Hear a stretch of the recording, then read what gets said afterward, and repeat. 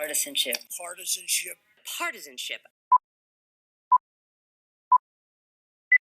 So, what is partisanship? Partisanship is the strong and blind adherence to a person, party, faction, or cause. It's bias. People are sick and tired of this angry, divisive politics, in Washington particularly. Our vision for 2020 is to see presidential candidates address the growing partisanship in this nation by being less partial in their decisions and defending the country over their party. The United States has been partisan all through its history, from the Federalists and the Democratic Republicans to the Union and the Confederacy to now with the Democrats and the Republicans. Burr and Hamilton famously had a duel. Adams and Jefferson grew to hate each other. This country's been pretty divided in the past. We went through a civil war in the 1860s. We were divided as to whether we should enter into World War I. In fact, we stayed out of it for a long time. I'm really concerned about the polarization in this country. And I'm not alone, because 86% of Americans believe we're too polarized and that it's dangerous for our country. But how do people develop their political positions to begin with? But I go back, I think, where we begin is where we all begin, where in our family, our local community, where we grew up, who we meet, our friends, our colleagues, who we associate with. We have a particular viewpoint that's only what they hear, unless they have various persons with different perspectives, they will only have their one view. I work for Republicans. I worked for Republicans all my life. I grew up in a conservative, rural area of the country. It would be considered, quote, a red state today, Indiana. The 2016 election split the country. Candidates won states with slim majorities, and the nation was divided. I am shocked and saddened by the partisanship of this chamber. People are of different parties. A lot of times there's polarization because they perceive a person for what they are physically. They just make an assumption that this person may not be a person that they want to associate with without really getting to know in terms of the person's views.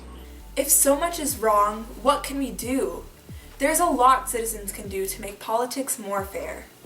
We want things to be done, then as a voting public, we need to show that in who we vote for and what we say and who we really advocate for. It's really our time to be out there to make a change. Being open and willingness to listen to the other person's position allows one to modify your thinking and bring you hopefully to some consensus. Ultimately, the power is in the hands of our elected officials. What can they do?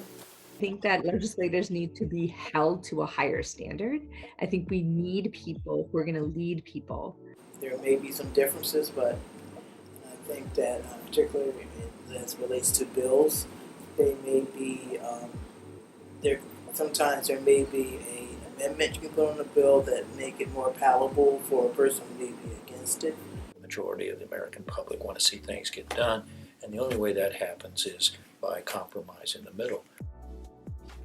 My vision for 2020 is a community, is a congressional district, is all of us really as the people coming together to demand better from our elected officials.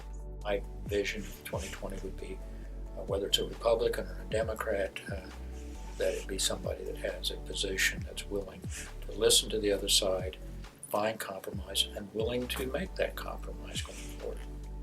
Our vision for 2020 is unity. We want to see the candidates strengthen the value of compromise through the nation and acknowledge and unite the different and diverse opinions that make the United States the equal and free country that it is known to be. Now is the time to set destructive partisanship aside, so destructive, and find the courage to answer hatred with unity, devotion, and love. Knows that most issues aren't just black and white, and that You got to compromise to get things done. And I think that when you do all of that, which is to seek the truth, to stand up for what's right, and then to seek to communicate with each other, I think we're going to get to where we need to go to. My vision for 2020 is to see the two parties compromise and work together. Is bipartisan compromise on global warming. Is bipartisanship and opposing parties to work together in agreement. Is not to be based on the Democratic Party or the Republican Party, but rather the whole country as a whole. Is a president who is moderate but firm and can solve climate change.